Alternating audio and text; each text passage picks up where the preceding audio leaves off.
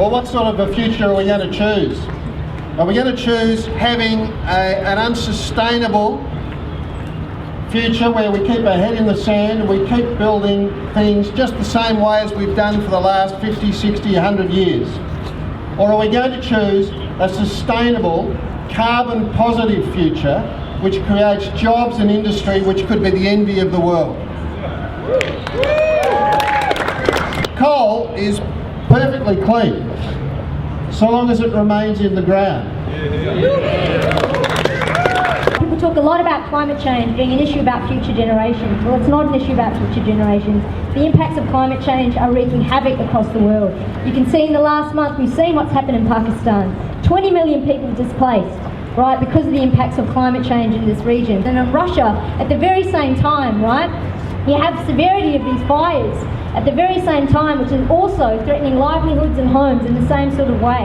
And in terms of this crisis, right, if you look at what the Australian government is doing to deal with the enormity and the scale of this, they have done over the last few years absolutely nothing. I mean, they're expanding the very technologies and production that has actually caused climate change. They're putting in, people have all come here today, we know it very clearly, to expose this hypocrisy, $50 million into this new coal plant, which is going to increase Victoria's emissions by up to 4%. Right, this is in exactly the wrong direction of where things need to be going.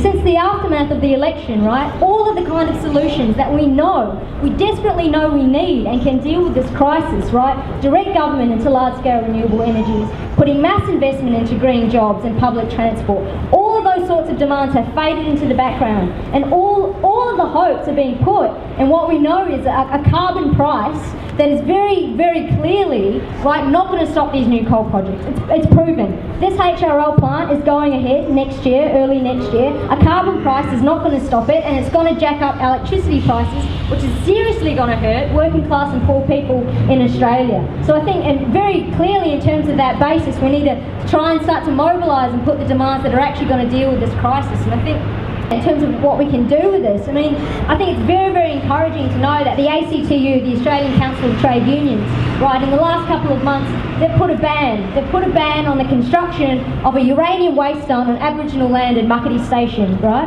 And I think this is incredibly heartening. I think this is the sort of orientation that we need. We want to make sure we want to go down there next year. We're going to stop any construction that happens on this site. We're going to win unions to ban it, and we're not going to let it go ahead.